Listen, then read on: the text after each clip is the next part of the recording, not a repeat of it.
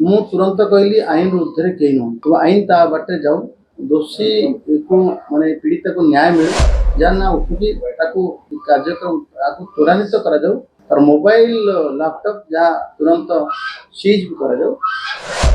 ସେମାନେ ଜାଣି ରଖିବା ଉଚିତ ଅଛି ଯେ ଆମ ସରକାର ନ୍ୟାୟ ଦେବାରେ ପୁରା ଯତ୍ନବାନ ଅଛି।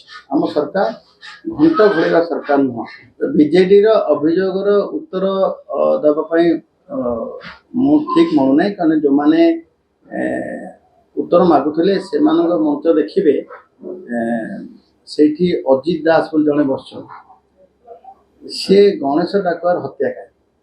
ସେଇଠି ପୂର୍ବତନ ମନ୍ତ୍ରୀ ବସିଛନ୍ତି, ସେ ହେଉଛନ୍ତି ସଂଯୁକ୍ତା ମହଲର ଦୁଷ୍କର୍ମକାରୀ। ସେଠି ଚନ୍ଦ୍ରଶେଖର ସାହୁ ବସିଛନ୍ତି, ସିଏ ହେଉଛନ୍ତି ସେ କୀର୍ତ୍ତିବାସ ପଣ୍ଡାଙ୍କର ମର୍ଡର ହେଲେ ତାର ଷଡ଼ଯନ୍ତ୍ରକାରୀ, ଏବଂ ସେ ହେଉଛନ୍ତି ସେ ବିକ୍ରମ ପଣ୍ଡାଙ୍କର ଗୁରୁ।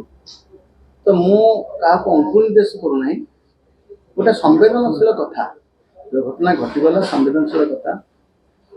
ଇଏ କଥାରେ ଯେଉଁମାନେ ଜଡ଼ିତ, ସେଥିରେ ମୋ ପୁତୁରାଙ୍କ ବି ନାଁ ଆସିଥିଲା, ବିଶ୍ୱଜିତର ନାଁ ଆସିଲା। ମୁଁ ତୁରନ୍ତ କହିଲି ଆଇନ ଊର୍ଦ୍ଧ୍ୱରେ କେହି ନୁହଁ।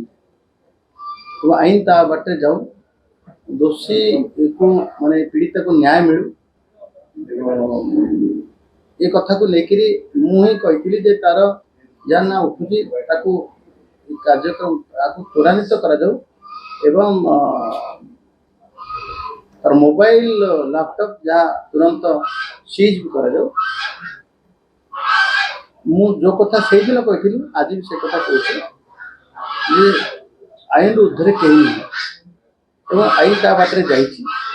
ଗତକାଲି ମୋ ପୁତୁରାକୁ ଗିରଫ ବି କରାଯାଇଛି। ଏଥିରୁ ଅନୁମାନ କରିହେଉଥିବ ଯେଉଁମାନେ ଆଜି ଏ ସମ୍ବେଦନଶୀଳ କଥାକୁ ନେଇକରି ରାଜନୀତିର ରଙ୍ଗ ଦେଉଛନ୍ତି ଏବଂ ଅଯଥାରେ ମୋ ନାଁକୁ ନେଇକରି ମଧ୍ୟ କହୁଛନ୍ତି, ସେମାନେ ଜାଣି ରଖିବା ଉଚିତ ଅଛି ଯେ ଆମ ସରକାର ନ୍ୟାୟ ଦେବାରେ ପୁରା ଯତ୍ନବାନ ଅଛି। ଆମ ସରକାର ଘଣ୍ଟ ଘୋଡ଼େଇବା ସରକାର ନୁହଁ। ବିଗତ ଦିନରେ ଦେଖିଥିବେ, ଯେତେବେଳେ ମମିତାର କଥା କୁହାଯାଉ, ସେଠି କ୍ୟାପ୍ଟେନକୁ ଆରେଷ୍ଟ କରାଯାଇନଥିଲା, ଏବଂ ଡବଲ ମର୍ଡରର କଥା ପ୍ରତାପ ଜେନାର କଥା କହୁ, ତାକୁ ସେ ତଦନ୍ତ ପରିସରଭୁକ୍ତ ବି ଅଣାଯାଇନଥିଲା। ବହୁତ ଘଟଣା ଘଟିଛି, ବହୁତ ଘଟଣା ଘଟିଛି। କେବେ ଯତ୍ନବାନ ନୁହନ୍ତି ତାଙ୍କ ସରକାର, ସେମାନେ ଆଜି କହୁଛନ୍ତି। କିନ୍ତୁ ମୁଁ ସେମାନଙ୍କୁ ଅଙ୍ଗୁଳି ନିର୍ଦ୍ଦେଶ କରିବାକୁ ଚାହେଁନି, ପୂର୍ବରୁ କହିସାରିଛି ଯେ ଗୋଟିଏ କଥା ହେଉଛି, ଯେଉଁ ଘଟଣା ଘଟିଲା ମୁଁ ନିଶ୍ଚିତ ଭାବେ ମୁଁ ଦୁଃଖୀ ଅଟେ।